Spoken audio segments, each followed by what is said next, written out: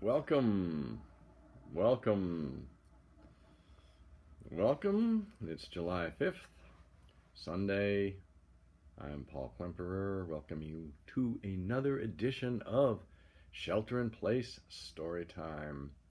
I'm trying out a different angle with my iPad, and it's very strange because I don't know what to look at. Maybe I should just look away like that. Look away. No, I'm not going to do that. But anyway, my eyes will wander, but you get the gist of it. I'll be reading some uh, Independence Day themed stuff today. It's actually going to be all history pretty much.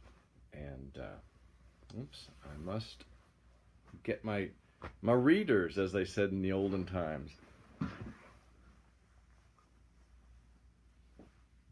are they? Oh, well. Where did I put those readers? Well, these will do. They're kind of old-timey looking. All right. I hope everybody has had as they say, a safe 4th of July. I know there's a lot of local fireworks, independently operated, scaring animals, but hopefully it was for a good cause, a community, that feeling of we're all in this together sort of ness. Anyway, I'm going to delve into some historical readings having to do with the American Revolution, because it seemed timely, and I had my historical hat that I've been wanting to wear forever, and it seems appropriate. So, without further ado, let's get started. It's just terrible. I need a TV producer to help me out. The glare from the various devices. Oh well, c'est la vie, as the French would say during the American Revolution. Lafayette. I'm going to start. This is an excerpt from, or an offering as part of the New York Times, the 1619 Project, which I think most people are familiar with. You can just Google it, and there's all kinds of essays and poetry and various things. And, 1619, we don't need to explain all that, right? Are you hip to 1619? Anyway, this is a poem about Crispus Attucks, who is the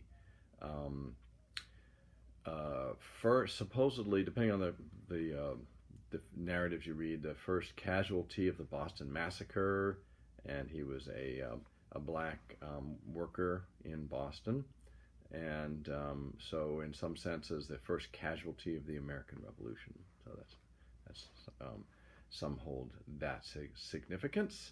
I think my theme, if there is one tonight from reading the different things, is how complicated history is, how many different narratives are interconnected, how necessary it is to really study history rather than just soundbite history. And excuse the background noise. I should have thought of that too, but we'll soldier on. Anyway, I hope you can hear me all right. I always forget to do that too. Check the volume level on everything. Okay, we're getting there. We're getting it all together. Thank you for being here, Glenn, Julie. So as I was saying before I so rudely interrupted myself, the trouble with history is that there's so many details, and it's much more fun and self-serving to get a narrative that fits your picture, and you can say, so-and-so said, blah, blah, blah, and you can prove your point using the selected facts that fit your narrative. But history is so much more complicated. And yet, by studying history, we understand our present predicaments so much better. Yes, it's almost like we should all work on it together, because none of us can do it by ourselves. It's almost as if we pooled our resources and shared our information, we might come up with a better understanding of our history and ourselves. It's almost like that. Anyway, I'm going to jump into this poem by Yusef Komunyakaa from the 1619 Project, called March 5th, 1770, the date of the Boston Massacre. And then I'm going to get into some more deep history, detail-oriented history of that event. Okay, are you ready? Are you with me? Are you all comfortable? It's shelter-in-place story time. Sips. Have something to sip on. Make yourself comfortable. I know some of you have been going through a lot of stuff. Medical procedures, emotional procedures, economical procedures, and but we're all here together. So I hope this is an offering that will add a little bit of I don't know what. I don't want to say quality. I wouldn't want to use that word, but if at least a diversion that will help keep your mind occupied for the next hour. Here we go. This is Yusef Komunyakaa, who, by the way, is from Bogalusa, Louisiana, poet, March 5th, 1770.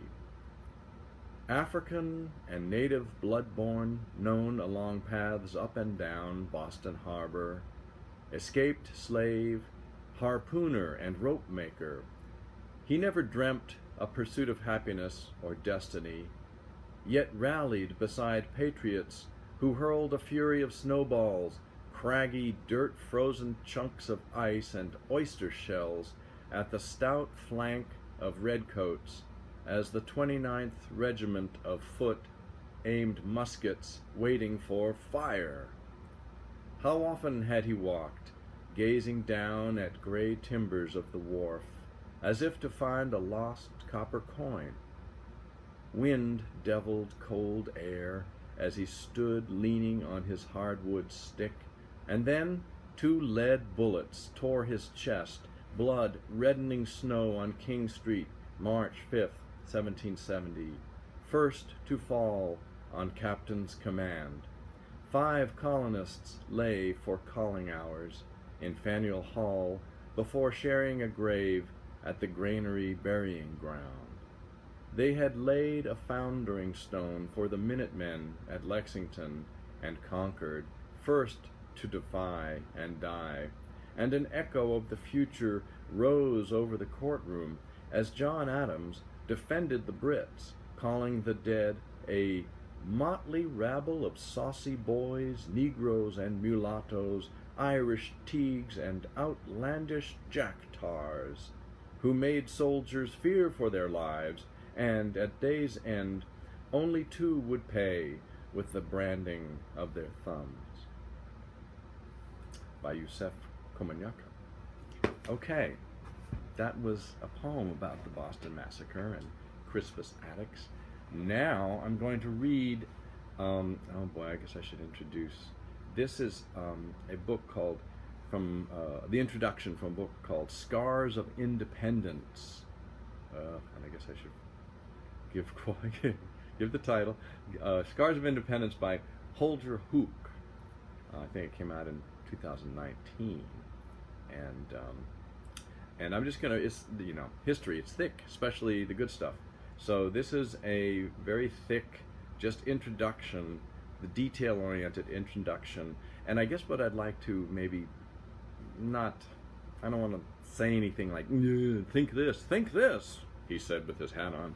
But you can see this description of the situation that there's different players with different agendas and different things, and stuff happens, and then people use it for their own ends. And the more detail you have, the less easy it is for players in this to just pigeonhole it or use it for ideological purposes. As we see now what's going on, let me just fix my hair. As we see now what's going on with, you know, is it a demonstration? Is it a riot? Is it you know, people acting, you know, as a conspiracy, or is it just stuff that happens? Is it a group with an agenda, or is it a bunch of different people with various agendas in any given situation? And I'm just talking about the band I play in. Not really. I don't have a band these days. But anyway, so that's my point. Thick history has lots of details, and we understand it better, but we can't jump to conclusions so easily. All right, here we go. After nightfall on Monday, March 5th, 1770, Small groups of Bostonians armed with lead-weighted clubs, cudgels, and cutlasses started accosting lone British officers and soldiers in the city streets. Elsewhere in town, soldiers threatened and assaulted civilians. It was rumored that a missing sergeant had been murdered, while troops had beaten an oysterman bloody. By 8 o'clock, angry men were confronting the redcoats outside Murray's Barracks, a sugar house at Draper's Alley and Brattle Street, where parts of the King's Army were quartered. I just want to say, that's where I grew up. Several dozen more had gathered in Dock Square, old Boston's commercial center by the harbor, many of them sailors wielding sticks and staves.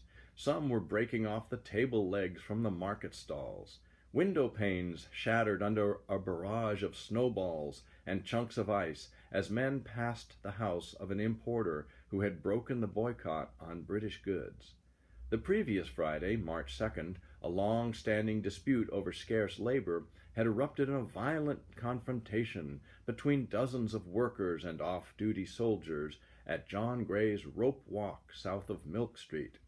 There had been further scuffles on Saturday, and although no lives had yet been lost, by Monday soldiers and civilians were spoiling for a fight. Just want to give a shout out. Isolda, Julie, welcome. The Boston Massacre. You are there. Shortly after 9 o'clock, bells rang out across town. Brattle Square Church led, soon Old Brick Church fell in to the west, and then Old South too. Bells pealing at nighttime usually signaled a fire, as many more residents rushed out of their homes into the late winter night to haul fire engines and carry bags and buckets across the ice-covered streets. Armed gangs began converging on the city center. Navigating by the light of the first quarter moon, the men joined a fast-swelling crowd in front of the Custom House at the northeast corner of King Street, today's State Street, and Royal Exchange Lane. Excuse me, I've got an Aaron Burr in my throat. Welcome, Vali, Leslie, Clay. It's Shelter-in-Place story time, and we're reading about the Boston Massacre on this Independence Day weekend. As young Benjamin Davis soon realized, there is no fire, it is the soldiers fighting. Outside the Custom House, the imposing brick building that held the customs records and revenue from tariffs, a crowd of several hundred and growing were facing off against 9 British soldiers. When the bells had started ringing, Captain Thomas Preston, a 40-year-old Irish captain on duty, had marched a corporal and 6 grenadiers of the 29th Regiment of Foot from the nearby main guardhouse through the surging mass of agitated people to support Private Hugh White, the lone British sentry at the Custom House. White had earlier struck a wigmaker's apprentice with his musket after the boy had heckled a British officer. Before long, an expanding crowd was lobbing snowballs and abuse at him, making the sentry fear for his safety. He had now fallen in with the tall grenadiers to form a semicircle, their backs to the building, muskets loaded and bayonets fixed. Many men in the mob also carried weapons, from the sticks some had been wielding all evening to the knives and Highland broadswords others had slipped under their coats before heading out that night. At least 3 men in the crowd, as well as 3 of the soldiers now facing them, had been among those exchanging blows at the rope walk the previous week. The sight of their renewed encounter, the Custom House, symbolized the detested imperial revenue system that Britain had saddled on its 13 Atlantic seaboard colonies after its victory in the 7 Years' War, which had ended in 1763. Britain wanted the colonies to share in the expense of the victorious war and their future defense, not least by contributing towards the costs of a 10,000-strong British army stationed in America. For years, Massachusetts had played a leading role in opposing these new imperial policies by means both legal and extra-legal. Bostonians remonstrated against the Stamp Act, which had imposed a new tax on every piece of printed paper. After that law was repealed, they took issue with the Townshend Acts, which levied duties on imports such as glass, lead, and tea.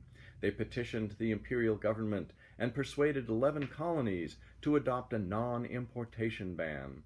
Crowds of men and women rioted, damaged property, and intimidated and injured customs officials, as well as violators of their boycotts on British goods. Just a month earlier, a 1,000-strong crowd had besieged the house of a customs informant who had reported on fellow Americans guilty of violating the imperial tax code. Oh, he ratted them out. When he shot into the mass of people, an 11-year-old boy was martyred. Let's see. I'm just welcoming new people. James, welcome. The turning point had come in 1768, when the British government sent several thousand troops to Boston to police the revenue system. For the Crown to show its military might in Boston in the manner it had previously done in Ireland or Scotland was a provocative move. I just want to do a quick little aside. I think one of the interesting things, and I was reading in another history book, but I'm not sure if it'll come up tonight, is the idea of British colonialism being something that had evolved, in the British Isles, as Britain colonized Scotland, Wales, and Ireland, and sort of set up the format for that. And then they export that. They learn to do it to their internal colonies and then export it out to these external colonies. And a lot of the colonists in the New World, in North America, are from Ireland and Scotland. And so they're not just American colonists, they're also have this history of being colonized back home. So they're bringing that consciousness to this whole situation. I think that's kind of interesting. In a town of 15,000 or 16,000, there now were as many imperial soldiers as there were white male residents above the age of 16. It did not help that among the troops were numerous Irish, and when the Afro-Caribbean drummers who served in the British regiments carried out disciplinary floggings of white soldiers on the common, it offended Bostonians' sense of the social and racial order. Very thick history here. British soldiers were quartered not just in barracks, but in private homes and warehouses too. The army posted sentries outside public buildings. Troops established checkpoints, questioning pedestrians and searching carriages. Drunken soldiers fueled petty crime and prostitution.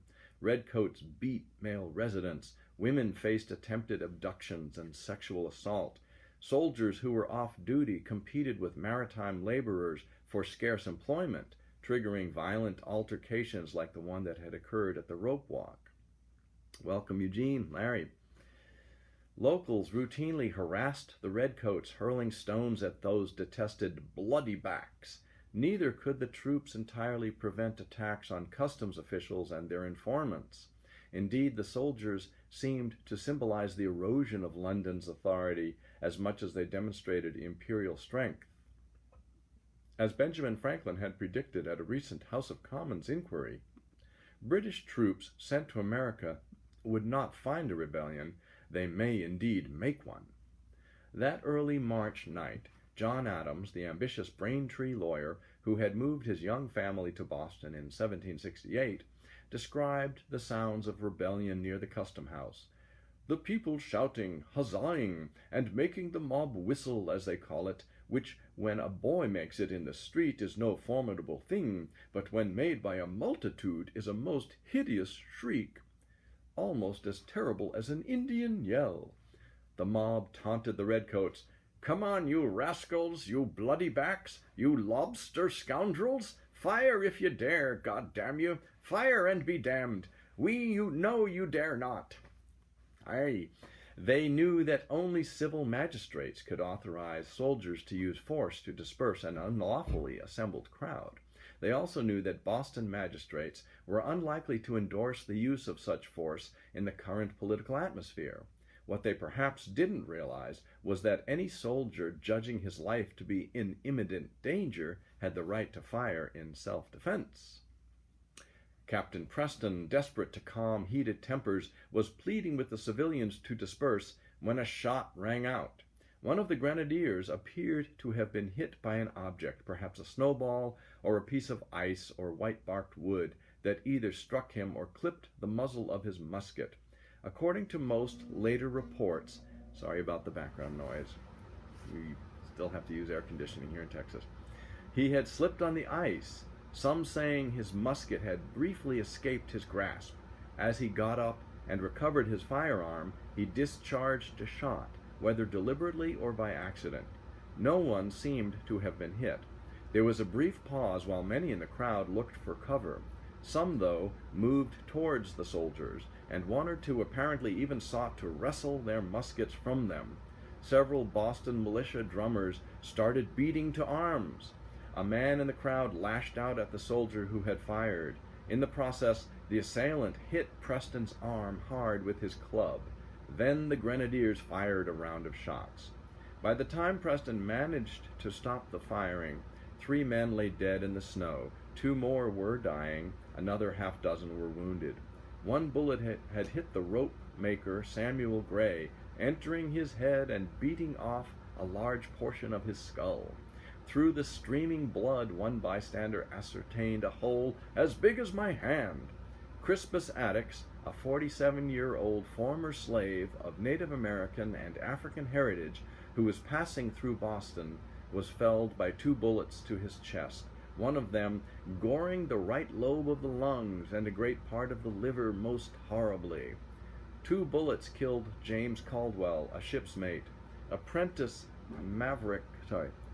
Samuel Maverick, 17, was hit in his stomach by a bullet that had ricocheted off a wall. Although a doctor was able to remove the projectile, the teenager died in the morning. Patrick Carr, a 30-year-old Irish immigrant employee of a leather breeches maker, was hit by a musket ball fired quite possibly by a fellow Irishman. The bullet went through his right hip and tore away part of the backbone and it greatly injured the hip bone. Carr died 10 days later. Henry Prentice had at first assumed the soldiers' guns were not loaded, but as men around him fell to the ground, he realized that he was witnessing a scene the most tragical of any that ever the eyes of Americans beheld, to see the blood of our fellow citizens flowing down the gutters like water. How's everybody doing? By the spring of 1770, Americans had developed a deep sense of grievance against an empire that taxed them without their consent and sent an army in peacetime. From Rhode Island to the south, colonists intimidated customs officials and damaged property. In 1768, merchants in Boston, New York, and Philadelphia had renewed their resolve not to import British goods, soon to be joined by Virginia, Maryland, and South Carolina. Although Britain partially repealed the Townshend Acts in response to the boycott, the tax on tea, which raised the largest sums of money, remained in place. With imperial troops arriving imminently, the Boston town meeting called an extra-legal convention of all the towns of Massachusetts, which promptly condemned raising or keeping a standing army without the people's approval. By 1770, then, Boston's neighboring towns were primed to respond to any further escalation of the brewing crisis, and whatever might happen in Boston would resonate across the colonies. I just want to take a moment to pause. Have a sip, everybody. Shelter-in-place story time. Independence Day edition. Welcome, Karen, Cheryl. And I would like to say, I know that a lot's going on this weekend. There's a lot of live streaming events.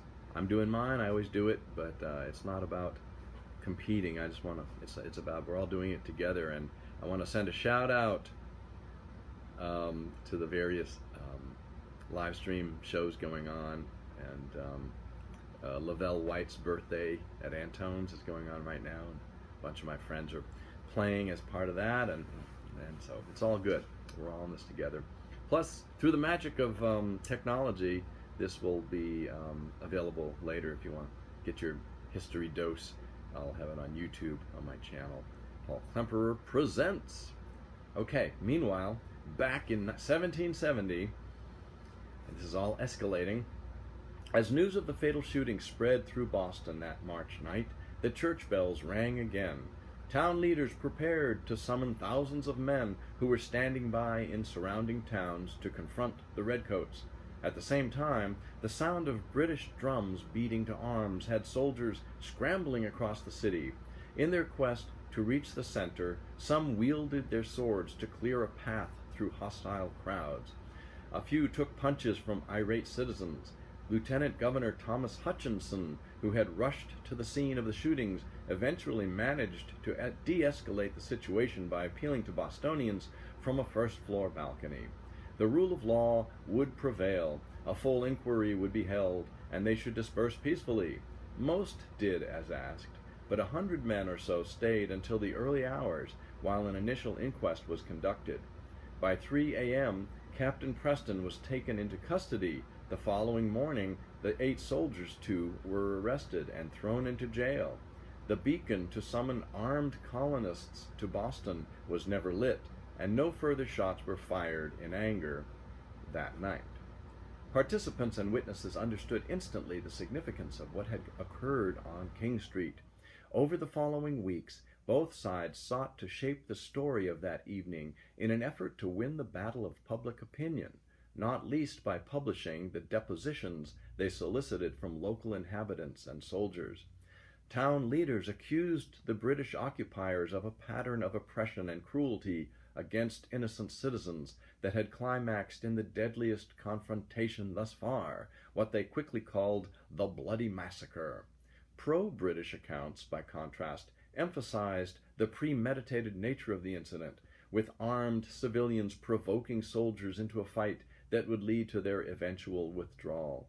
The morning after, the British indeed began evacuating their troops, albeit but a few miles to the Castle Island barracks. The colonial official, Andrew Oliver, recognized the ambiguity of the situation. "It is difficult to determine which were the aggressors." As Oliver was now laid low with the gout, "The reports of killed and wounded," he reflected, "painted in my imagination all the horrors of a civil war." 1 week after the shootings, on March 12th, the Boston Gazette published the single most influential anti-British account. Boston, the paper reported, had witnessed a most shocking scene, the blood of our fellow citizens running like water through King Street and the Merchants' Exchange. The story was soon reprinted in other colonies, where resentment against the overbearing empire was already brewing, as well as in the British press. The article, set within thick black borders, also covered the funeral rites of the massacre's first 4 martyrs, attended by more than 10,000 people, and was illustrated with a woodcut showing 4 coffins with the initials of the slain, skulls and bones, and an hourglass and scythe. I'm just going to pause here, reading this history of the historical event, the Boston Massacre. And the point, my theme tonight is that history is full of details and messy, and that's where the facts are. And we would all like to be able to take history and use it to fit into our personal narratives or our understanding. But is that, I mean, that happens, but history is all the stuff that people do. And even though you want to come to a point, it's, I guess, if you can come to a point without leaving out the details, that's preferable. Also, history being written by the victors, that whole thing. If we can all be part of history and have our stories be recorded, then that would be less likely to allow historical accounts to be used for particular ideological agendas. That's my point. So I like thick history, even though it's thick and you have to read it. Whereas few today will recollect the Boston Gazette's prose account, most Americans and many in Britain are probably familiar with Paul Revere's iconic representation of the Bloody Massacre. The Boston silversmith and engraver adapted a composition by Henry Pelham to produce a brilliant visual polemic that deviated in significant ways from reality. My point. This engraving, advertised for sale only 3 weeks after the event, shows an unarmed crowd of exclusively white, well-dressed gentlemen and one concerned woman in a shawl, not the missile-hurling motley crew of waterfront boys and men, apprentices and mechanics, including immigrants and former slaves that had actually assembled, who face 7 aggressive British soldiers arrayed like a firing squad. A sniper has just discharged a gun from a window of the custom house, now also labeled Butcher's Hall. Colonists often had their copies of the engraving hand-colored, with the red of the British uniforms matching the blood oozing from wounds in the victims' heads, chests, and stomachs.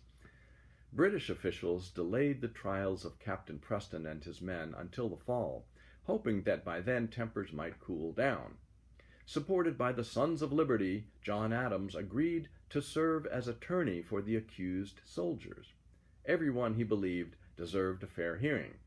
Adams argued that the redcoats had acted in self-defense in the face of a provocative mob. At worst, the soldiers were guilty of manslaughter, not murder. He alluded to the limits of troops performing urban anti-riot duty. Soldiers quartered in a populous town will always occasion 2 mobs, where they prevent one.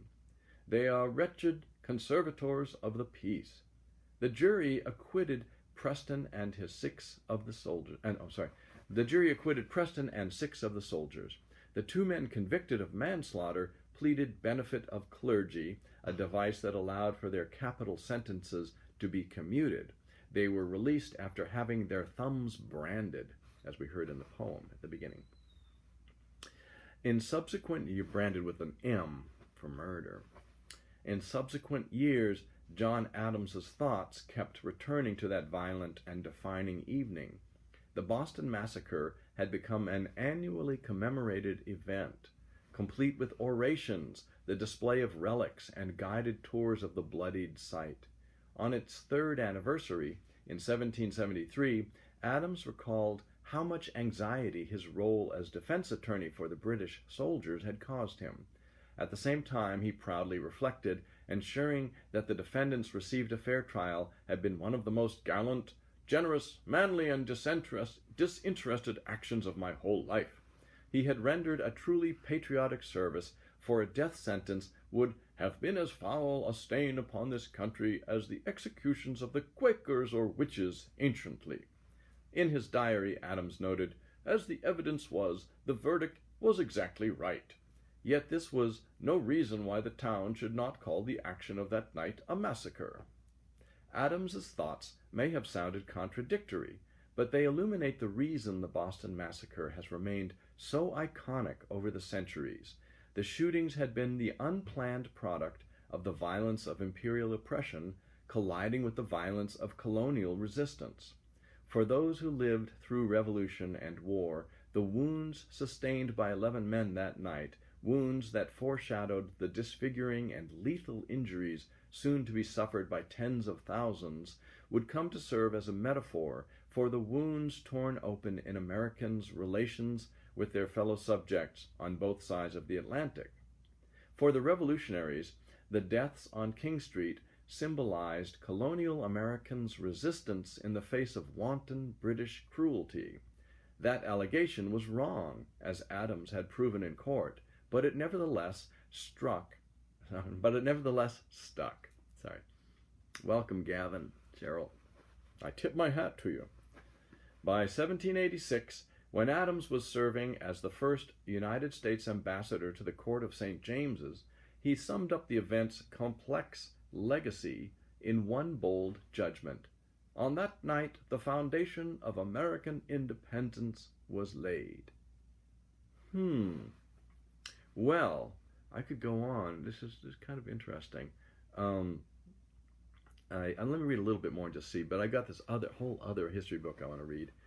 It's just interesting, and I'm going to go off on another thing, trying to avoid the glare on my glasses. But the magnetic attraction of opportunism, the temptation of opportunism, particularly in rhetoric and in using history for justification, your analysis of history in order to justify your actions or your goals, and the magnetic attraction of opportunism, which is kind of leads into these these big statements. The end justifies the means. It's like a small lie in the service to a great truth and all that stuff. And it's also the corollary is sort of incremental, what is it, the mundane ordinariness of evil, that you make a small decision, at least another decision.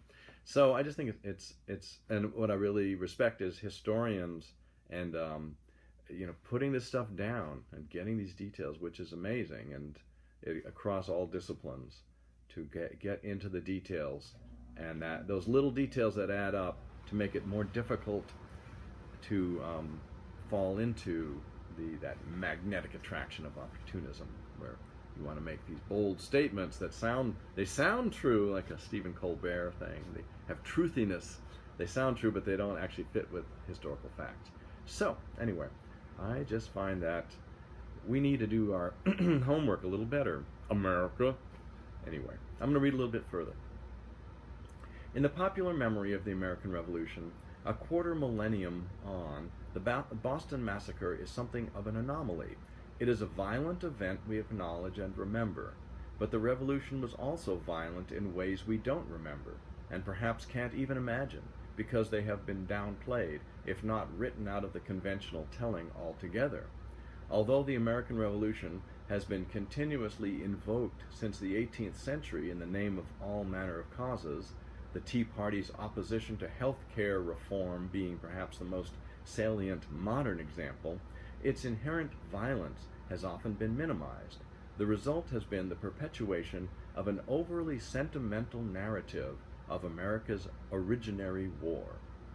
Even the portrayals of George Washington's hungry, ill-clad soldiers, their feet reddening the snow at Valley Forge, nostalgically evoke martyrs rather than battle-bloodied warriors. American popular memory of this era tends to focus on great white men debating independence in Philadelphia's hallowed halls, or on Mount Vernon and Monticello, as if the war, writes the historian Edward Larkin, and we should add American on American violence, were incidental to the Revolution. There are good reasons why Americans portray their revolution and war for independence as an uplifting heroic tale, as the triumph of high-minded ideals in the face of imperial overreach, as a unified and unifying nation-building struggle to deliver a free and independent United States. But in doing so, they risk neglecting its divisive and violent strands. To understand the Revolution and the war, the very birth of the nation, we must write the violence in all its forms back into the story. That is my aim in this book. This is just the introduction. The book had a lot of stuff. By violence, I mean the use of physical force with intention to kill or cause damage or harm to people or property. I also mean psychological violence, the use of threats, bullying tactics, and brutality to instill fear in people and influence their conduct and decisions. It was through campaigns of terror that the American patriots enforced their revolution internally against the American loyalists. It was through the longest war ever fought on American soil that the patriots defended their new nation's independence from the British Empire. And it was by distinguishing acceptable from illegitimate forms of violence that the patriots sought to fight that war in ways that matched their political ideals, by highlighting the enemy's brutishness while striving to stay within the limits permitted by the prevailing codes of war. The revolutionaries tried to win the moral war that accompanied the war on the ground. After a decade of civil war, further violence against the revolution's losers would complicate the transition to peacetime nation building.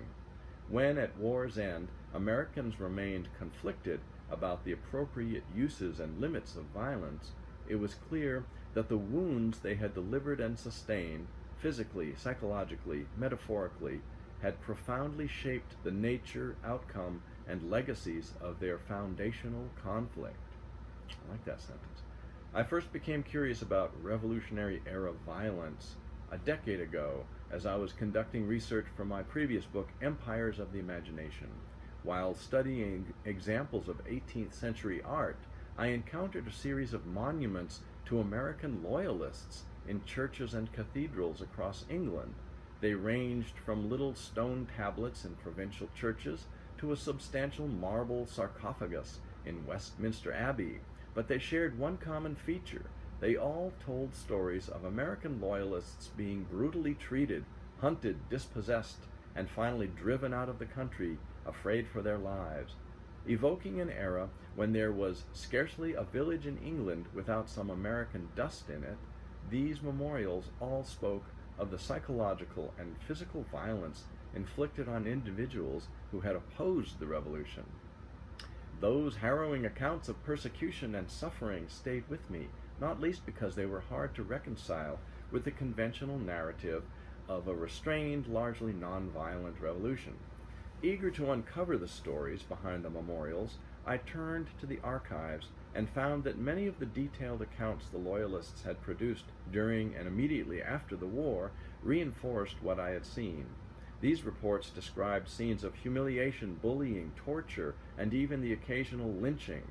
Scholars, by contrast, had given limited space to such American-on-American violence. Participants at the time referred to the American Revolution as a civil war, and writers over the past century have occasionally spoken of it in these terms. Yet the wider American public, and even many historians, still seem reluctant to embrace the notion of civil conflict as a way to describe the revolution. Perhaps that's no surprise, if only because seeing the revolution as America's first civil war forces us to confront the terror at its very core. Reading further in the participants' accounts, we find that American patriots who tended to remain silent about the violence they meted out to Loyalists dwelled with passionate indignation on the cruelty that they themselves suffered at the hands of the barbarous British and their Loyalist Native American and German auxiliaries. The patriots accused the British of indiscriminate plundering and destruction, battlefield massacres, rape, prisoner abuse, even the deportation of American captives to Asia and into slavery in Africa. They also grappled with the quandary of how to answer such abuse, for violence flowed in all directions. Interesting? Is this cool? Are you with me? Jaime, welcome. Nikki. Reports by British political and military leaders confirm the stories of the American patriots' brutality towards their Loyalist neighbors. They also describe acts of cruelty against British combatants and captives by American revolutionary forces.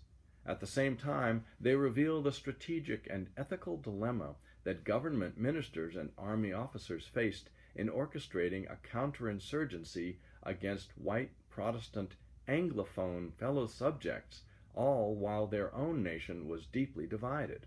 And both American and British portrayals allow us to reconstruct, at least in part, the contributions and sufferings of Black and Native American populations on both sides of the conflict. Complex. The sheer scale and pervasiveness of the violence generated by the revolution's partisan fury and by more than 7 years of war is manifest in written accounts and imagery from the period.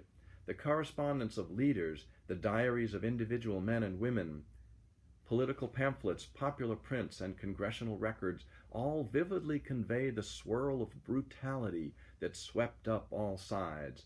As with the Boston Massacre, these sources also show us how violence shaped the stories that participants were telling about revolution, counter-revolution, and war.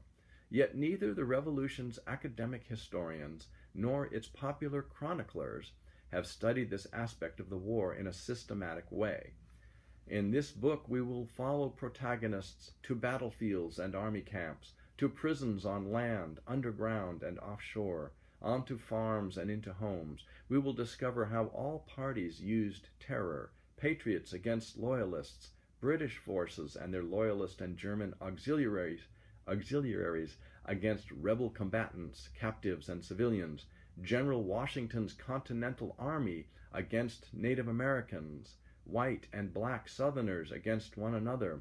We will take a close look at the physical evidence of violence, the bayonet wounds in a soldier's mangled corpse, a girl's story of her rape by enemy soldiers, the emaciated, lice-ridden figures of prisoners of war, the decapitated head of a slave turned spy, warning others not to join the British, columns of smoke rising over New England seaports, southern plantations, and the vast cornfields of Iroquois.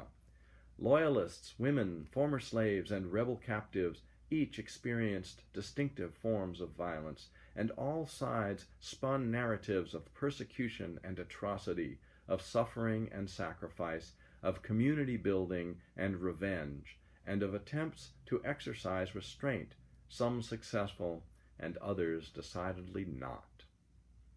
Wow, that's just the introduction of this book. Sorry, let me see if I can get back to it. Oh, it freaked out on me. What should I say? Welcome, Lexi, Leslie. The L's are arrived. I can't seem to get back to this thing. Okay. Yes, Scars of Independence, America's Violent Birth by Holger Hoock.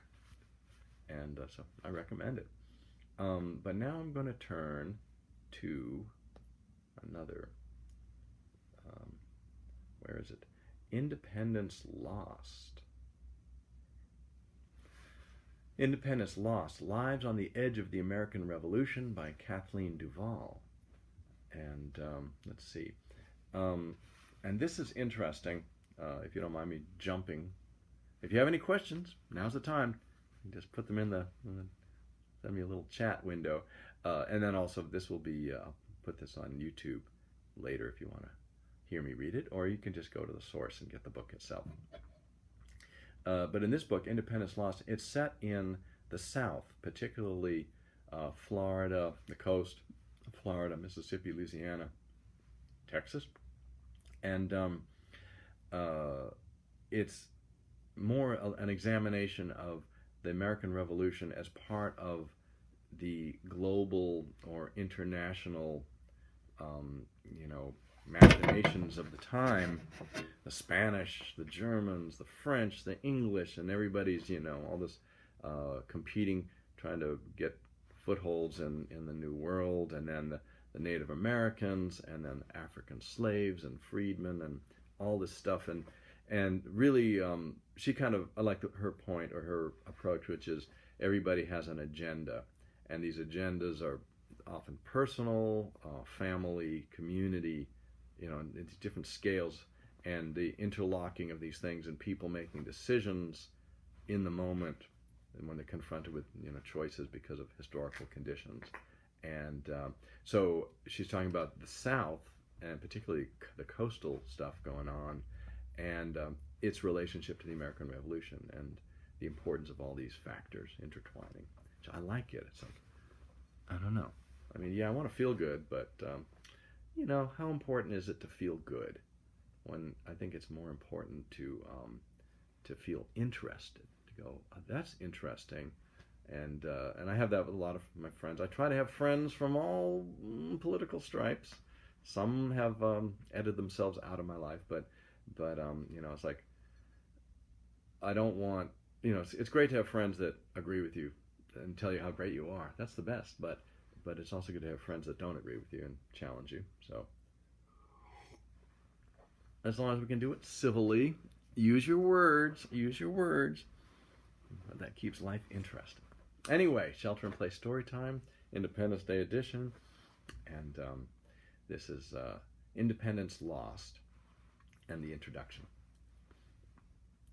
As the sky lightened in the early morning hours of March 9th, 1781, British sailors on a frigate floating at the mouth of Pensacola Bay spotted a fleet heading straight for them. One sailor scrambled high on the mast, straining to see the flag flying over the lead ship, hoping to see the red, white, and blue of the Union Jack. Instead, the lookout recognized the bold red and gold stripes of Spanish King Carlos III's naval flag. The British frigate fired 7 shots, whose thunderous sound warned the people of Pensacola of imminent invasion. These sailors were not surprised at the Spanish invasion, Pensacola was the capital of British West Florida and the last line of defense against Spanish conquest of the entire colony. The sailors had only hoped that the Spanish would not arrive before reinforcements. However, readers today might be surprised by this North American battle adjacent to battles of a better-known war, the American Revolution. While histories of the American Revolution include the Marquis de Lafayette and the French fleet at Yorktown, most Americans, and even many historians, do not know that the Spanish were fighting their own battles against the British at the same time. As Britain tried to put down the rebellion in 13 of its colonies, it was also defending its other 13 colonies on the North American mainland and in the West Indies against the Spanish and the French. By invading West Florida, Spain was taking advantage of the distraction of the rebellion to expand eastward along the Gulf of Mexico. For Britain, now on the defensive on two fronts, the prospect of Spanish expansion raised the stakes of the war. Forgotten stories. The American Revolution on the Gulf Coast is a story without Minutemen, without Founding Fathers, without rebels. It reveals a different war with unexpected participants, forgotten outcomes, and surprising winners and losers. I apologize for the background noise, the AC kicking in, but that's how we do it down in Texas. Although the Revolutionary War was a global war with global causes and consequences, two circumstances following the rebels' victory led their story to take center stage as the standard history of the Revolution. The first was the Treaty of Paris, in which the United States and Britain divided the eastern half of the continent and excluded other Europeans and Indians. The second, following the treaty, was the large numbers of Americans settling on lands claimed by Spaniards, Creeks, Chickasaws, Cherokees, and others. The kings of France and Spain entered this global war not because they loved rebellion, much the contrary, but for the same kinds of imperial objectives that had propelled them into previous wars. Although both worried that the rebellion could set a bad example for their own colonies, they were more interested in reversing Britain's victories from the 7 Years' War of the 1750s and 1760s, and protecting and expanding their global empires. On the Gulf Coast, and indeed for most people, the Revolution seemed to be just another imperial war, another war fought for territory and treasure. As different alliances competed for power, Spanish, British, and French colonists, black slaves, and Indians of many nations were drawn into this multifaceted war. The narrative of the Revolutionary era is more true to its people and more fascinating in its complexity if it includes less familiar regions and peoples, and if it encompasses the war's experiences and results in all their diversity. Let's have a diverse American Revolution. The war on the Gulf Coast proves two truths often buried by common narratives of the Revolutionary War: that most people chose sides for reasons besides genuine revolutionary or loyalist fervor, and that non-British colonists exercised a great deal of influence over the war's outcome. In Virginia, slaves rushed to British lines, seeking freedom from their American masters. Near the border of New York and Canada, Mohawk Indian Molly Brant spied for the British, sheltered loyalists in her home, and persuaded men of the Iroquois Confederacy, my tongue twister for the night, the Iroquois Confederacy, to fight on the British side. She hoped that by supporting the British, she could maintain the Iroquois-British alliance and stem the tide of settlers into Iroquois. Sometimes support was merely for self-preservation.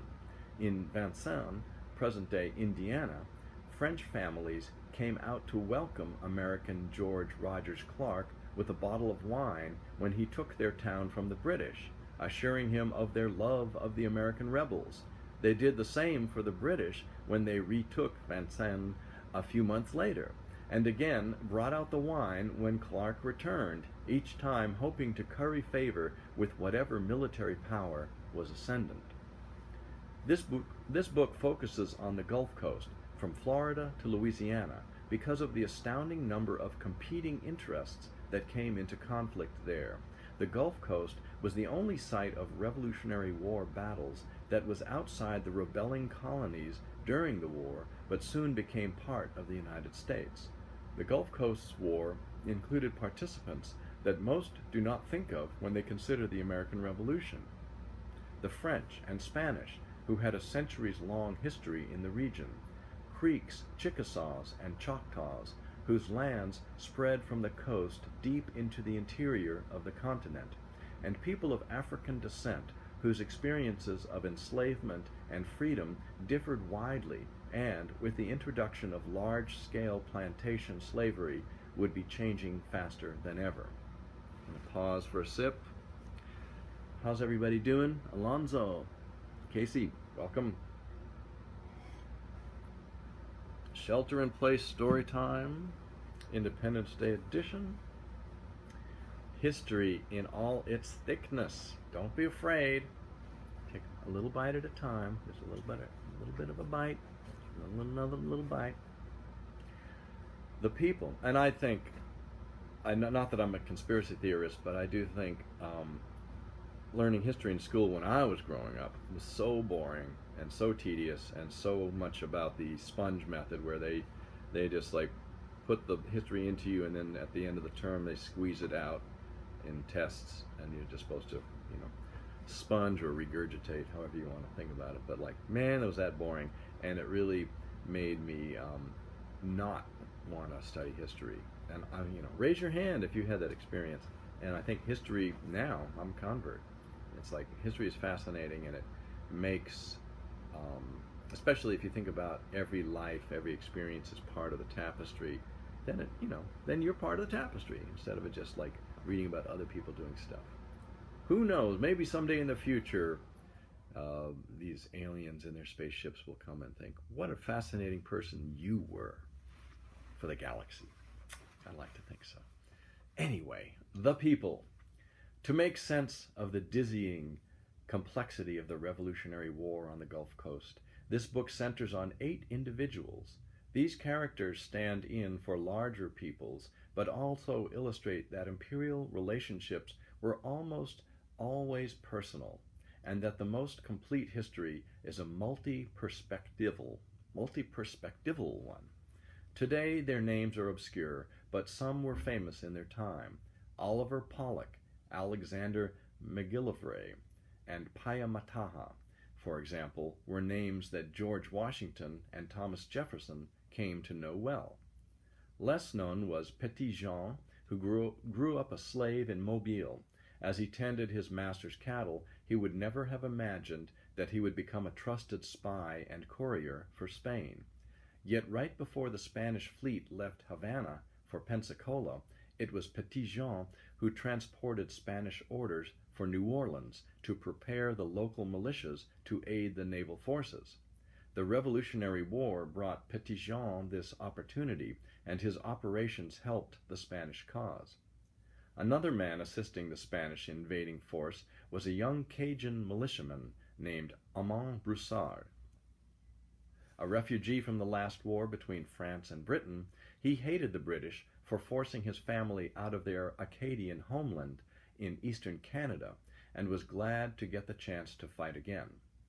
Eagerly awaiting news in New Orleans, Oliver Pollock, a merchant, had garnered financial support for the war effort. The Continental Congress had appointed Pollock as its agent in Louisiana, where he fostered an unofficial alliance between the rebels and the Spanish crown.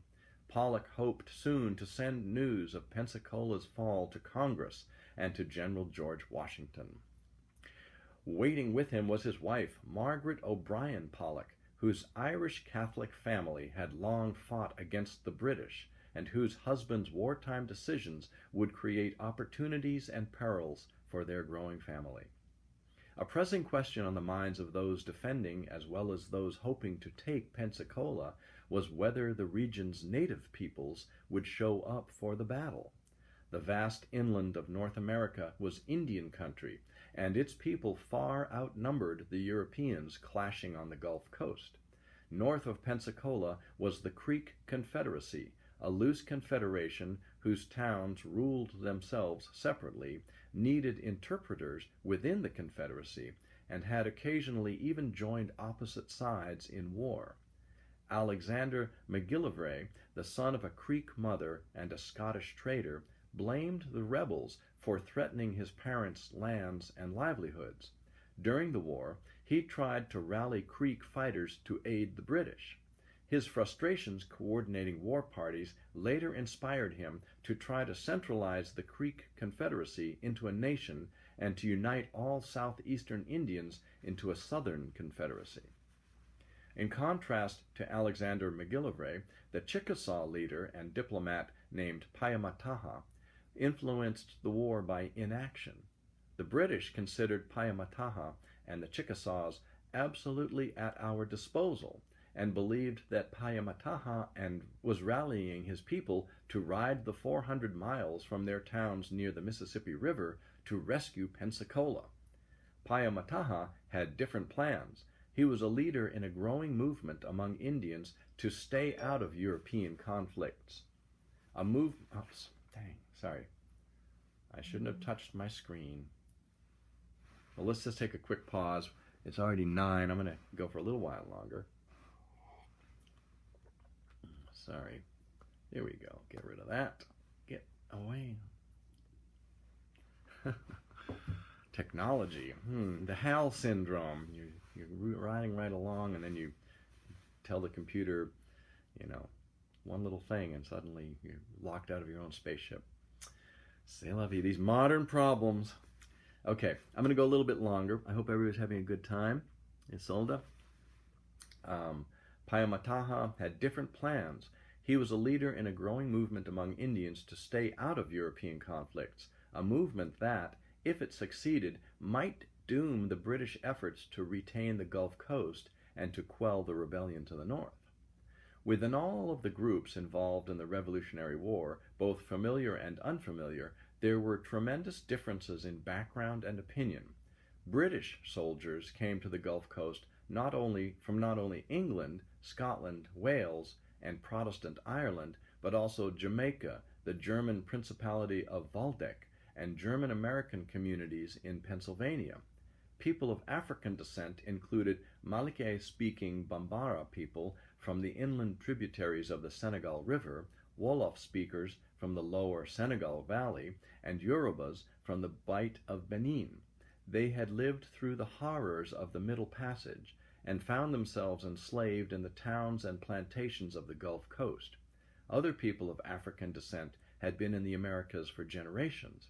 Some of them were enslaved, some had gained their freedom, and others had been free all their lives. The invading Spanish force included soldiers from, in addition to Spain itself, Catholic Ireland, Cuba, France, Flanders, Majorca, Catalonia, and the Canary Islands. Although diverse, the people of the Gulf Coast had more in common than their ethnic or racial labels imply. Europeans and Africans had been coming to the Americas for nearly 3 centuries, and they and Native Americans had changed one another. Indians and Africans had readily established trade with Europe, and they had acquired metal tools and new kinds of cloth and weapons. Trading partnerships and alliances had in turn affected regional wars. Although the Declaration of Independence accused King George III of inciting merciless Indian savages against the 13 colonies, Indians worked for their own interests and indeed had demanded the king's restrictions on westward expansion. They were not simply pawns of the British king. Like Europeans and Africans, American Indians had their own policies, disputes, and agendas. Natives, Europeans, and Africans knew one another well by the 18th century, and their lives had been changed by the same global forces. The natural resources and labor of Europe's colonies fed an industrial revolution in England, which was changing the material lives of people all over the world. This book's characters lived more than 1,000 miles away from where the war began. Most had no interest in Britain's attempt to tax and regulate its colonies, and little in common with Boston's famously raucous protesters. Still, when war came, it presented them all with opportunities and dangers, and they worked to profit from the squabble among the English speakers to the north. They tried, in dramatic and innovative ways, to use the war to forward their own ambitions for themselves, their families, and their nations. How are we doing? Hey, Bridget, good to see you here. I'm going to just go a few more minutes. This is good stuff. I hope you're enjoying it.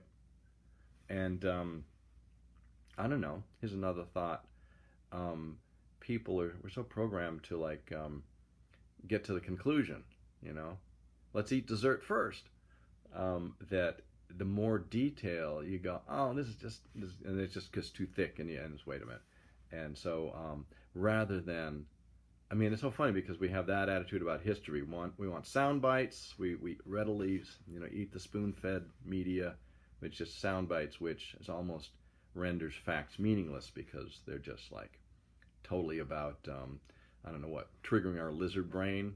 4 killed, lump, cute kitten, fire, God, rah, rah, rah, bombastic, pundits and all that stuff, feeding our lizard brain little spoon-fed, mealworms? I don't know what does our lizard brain like to eat? But anyway, so we're so programmed for that, so it's hard. And when I grew up, I hated history. It was too many details, cut to the chase, more laser beams, and shoot them up.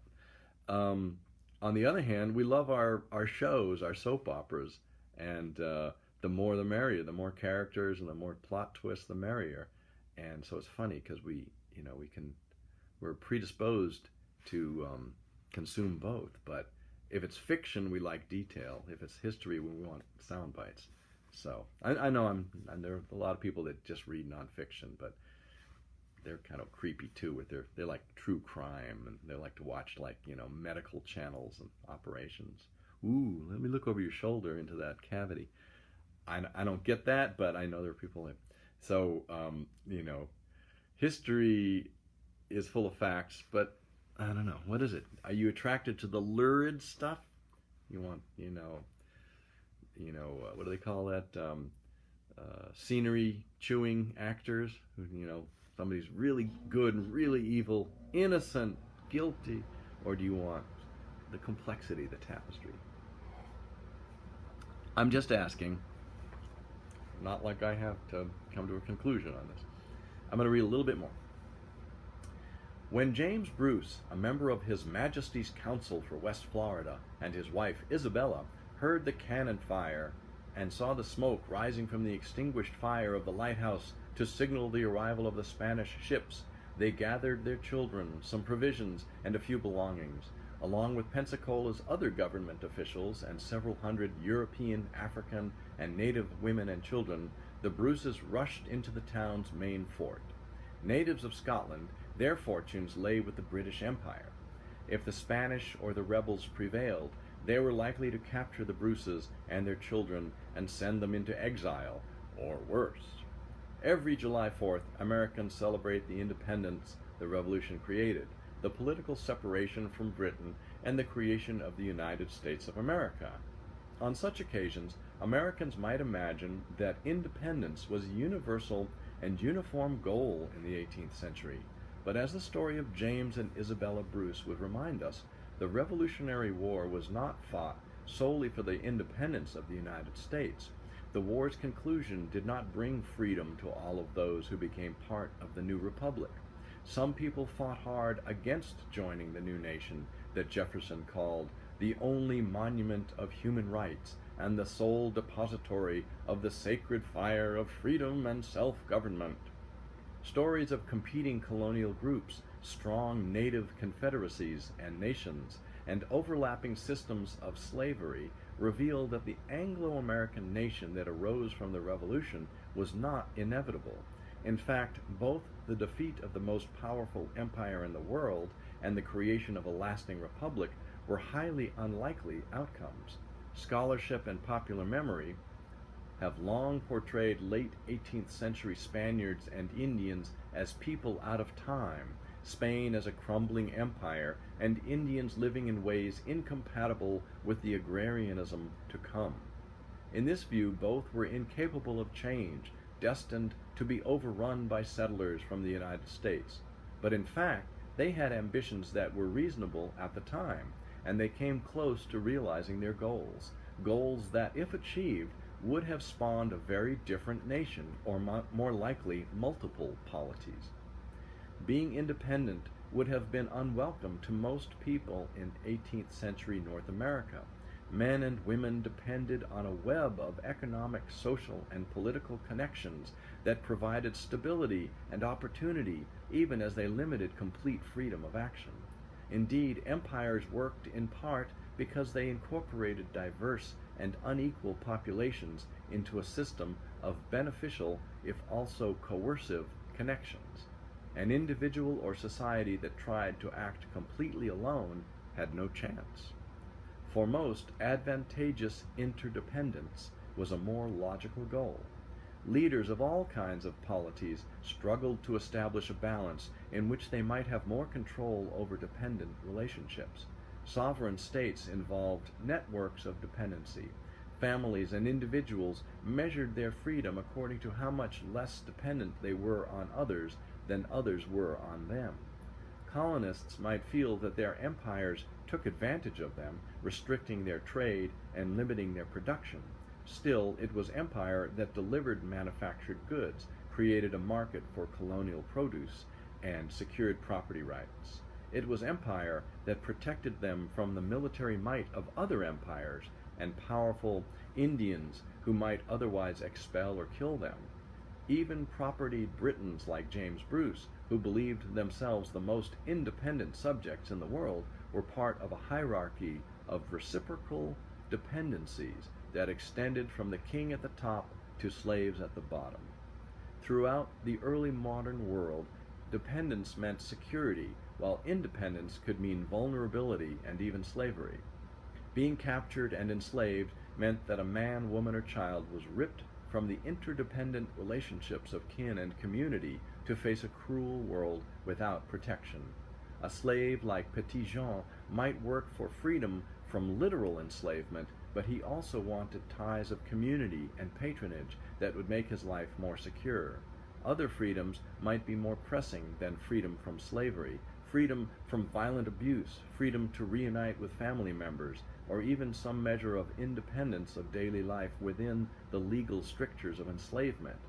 The only people involved in the war on the Gulf Coast who fought for sovereign independence were native leaders.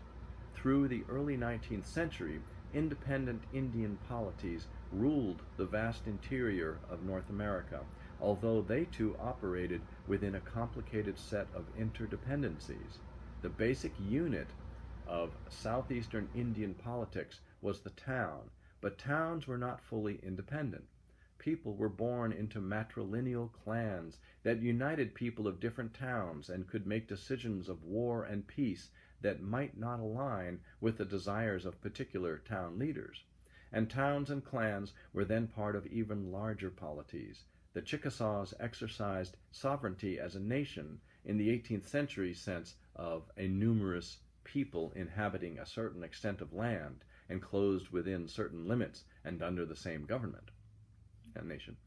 In contrast, the Creek Confederacy was a much looser collection of towns. Each major Creek town ruled itself and lesser towns and farms in its jurisdiction, while the Creek Confederacy tried and often failed to unite the town's foreign policy. Like European monarchs, native leaders were bound by reciprocal obligations. While men conducted most of the diplomacy, Creek and Chickasaw women had some say in community decision-making. More important for daily life, women owned the houses and fields and therefore did not depend on marriage for economic security. Women's and men's reciprocal responsibilities together established and protected family and community. Wow, this is getting deep, getting into it. I'm going to read just a few more and then call it a night. I hope you're enjoying this, and I'll tell you the title again at the end. And just my theme for the night, How Thick It Is, History. Hold that thought. Although politically independent, Indian polities still needed external connections for trade and security. Historians have at times argued that American Indians and other colonized peoples became subject to imperial powers because they became dependent on European goods, thereby debilitating their economies. But dependency is a tricky concept. Each side in an exchange relationship trades because the other has what it wants. Europeans needed the products of the fur trade and Indians' cooperation in everything from allowing a post on their lands to providing transportation and information. And European trade did not end Indian control over their economies, their land, or their internal governance. Indeed, Indians had participated in both local and long-distance trade with other Indians long before the arrival of Europeans and Africans, and they incorporated European trade into old networks and old practices based on reciprocity. Being part of a world economy had made the lives of Payamataha and Alexander MacGillivray more cosmopolitan than those of their native ancestors, but in most cases Indians had shaped their own participation and understanding of that change more than Europeans had. Wow. My. It's so tempting to just keep going. I think I'm going to stop, though, because it's 9:15, and just say that this book is great, really good. I'll give you the title. Because it goes on, and it's like one of the things in other books, recent histories I've been looking at, have a better analysis of the way the westward expansion after the United States formally becomes the United States. Part of the way the Constitution was written and part of the power plays were creating basically an expansionist unit, an empire, and so that was like very much on the agenda of the Founding Fathers. And it came out of these conflicts, the 7 Years' War, the French and Indian Wars, the roles of the Native Americans and the different tribes and groups, confederacies within the Revolutionary War, and so it's complicated, and the westward expansion, the way we were taught it, as this sort of just more and more people coming and just like going out, as if it just sort of happened.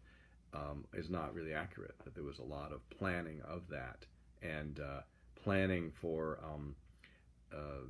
how to deal with a very well organized confederacy of Native Americans and all these different military strategies, and in particular, I forget which book it is, but I'm sure there's many of them, the formation of a United States Army.